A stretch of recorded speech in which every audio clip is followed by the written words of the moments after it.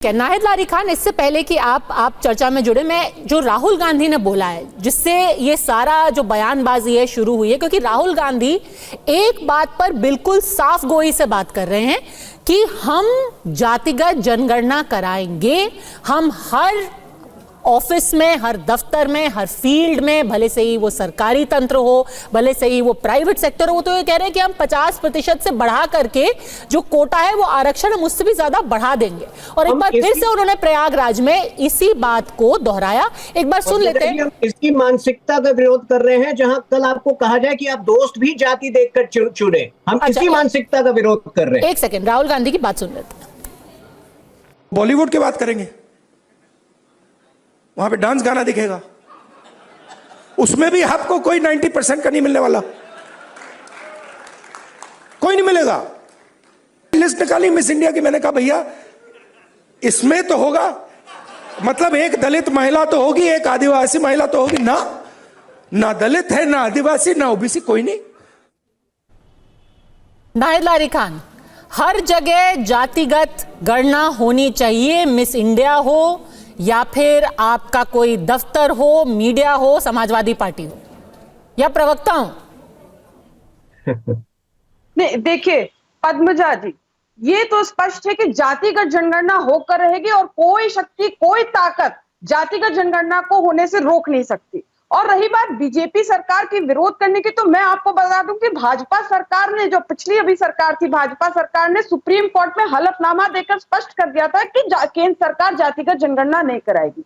लेकिन समाजवादी पार्टी के राजनीतिक योद्धा, पीडीए समाज के जो राजनीतिक योद्धा है माननीय अखिलेश यादव जी, उन्होंने जिस प्रकार से पीडीए समाज में जिसकी आबादी 94% है, क्रांति का बिगुल फूका और चेतना जगाई इस समाज में, और ये समाज जग गया, ये समाज जग गया। और फिर देश के जो बड़े नेता है राहुल गांधी जी, उन्होंने भी जातिगत जनगणना की मजबूती से बात की, यहाँ तक खेद प्रकट किया कि उनकी सरकार ने पहले जातिगत जनगणना नहीं कराई। तो आप ये समझे कि ये समाज जो पिछड़ा, दलित, आदिवासी समाज है, यही केवल और केवल यही भारत के मूलवासी 72% इनकी आबादी, और हजारों सैकड़ों सालों से इनके साथ अत्याचार हो रहा है, शैक्षिक, आर्थिक, राजनीतिक, सामाजिक रूप से इनका शोषण कर रहा है। और कौन शोषण कर रहा है? ये बीजेपी और आरएसएस के पुरखों ने शोषण किया और अब बीजेपी के लोग शोषण कर रहे हैं। और इस समाज ने, जो अभी 2024 का चुनाव आया, इस समाज ने स्पष्ट संदेश दे दिया, पीडीए समाज ने, कि केवल और केवल माननीय अखिलेश यादव जी ही ऐसे हैं जो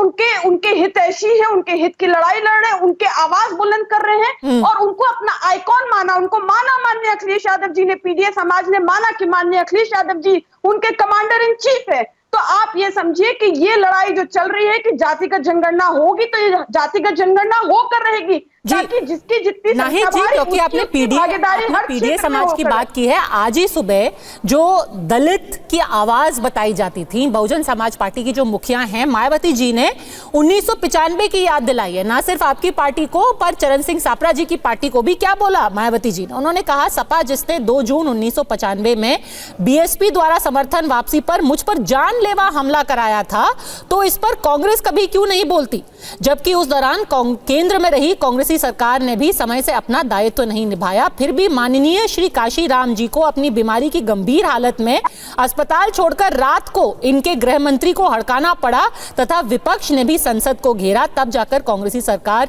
हरकत में आई, क्योंकि उस समय केंद्र की कांग्रेसी सरकार की भी नीयत खराब हो चुकी थी, जो कुछ अनहोनी के बाद यहां यूपी में राष्ट्रपति शासन लगाकर पर्दे के पीछे से अपनी सरकार चलाना चाहती थी। वो कह रहे हैं कि आज आप पीडीए के सबसे बड़े नेता, सबसे बड़े समर्थक है, पर जब एक दलित बेटी पर अत्याचार हो रहा था आप कर रहे थे, कांग्रेस चुप थी।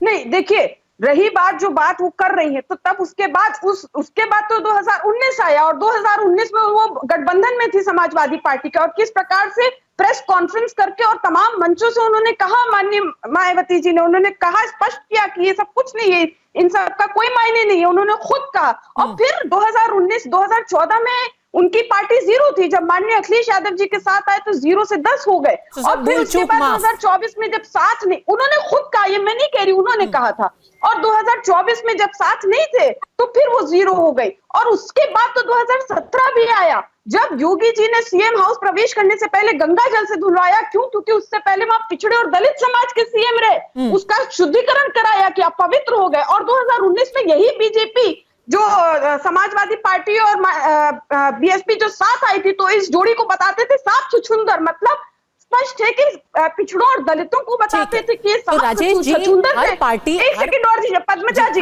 एक सेकंड, केवल एक सेकंड। आपने मंडल कमीशन की भी बात की, तो मंडल कमीशन के बारे में मैं आपको बता दूं, माननीय वीपी सिंह जी ने जब मंडल कमीशन की सिफारिश लागू करने की घोषणा की थी, तो यही बीजेपी के यूथ विंग के अनेकों पदाधिकारियों ने आत्मदाह कर लिया था, प्रयास किया था आत्मदाह करने का, कि बाजी वाह, पहले दलितों को आरक्षण का लाभ मिलता था, पिछड़ों को भी आरक्षण का लाभ मिलेगा। ये सख्त और सख्त पिछड़ा दलित विरोधी पार्टी है, इनकी तो बुनियादी 6 अप्रैल 1980 और जिस सरकार ने मंडल कमीशन की रिपोर्ट को ठंडे बस्ते में डाल दिया था, वो पिछड़ा दलित विरोधी है कि नहीं है? उन्होंने तो मंडल कमीशन की रिपोर्ट को ठंडे बस्ते में किसने डाला था? उन्होंने तो खेद प्रकट कर लिया, उन्होंने तो प्रेस कॉन्फ्रेंस करके खेद प्रकट किया। इससे माफी मांगना भी बड़ी चीज है। क्या बीजेपी ने तो इंदिरा गांधी सरकार ने ठंडे बस्ते में डाला, वो किस प्रकार से उनकी वो आपने मेंशन नहीं किया, ठीक है, पर हर कोई अपनी सुविधा के हिसाब से। राजेश जी, बीजेपी की एमपी किसानों को अपमानित कर रही है, क्या बीजेपी ने निष्कासित किया अपनी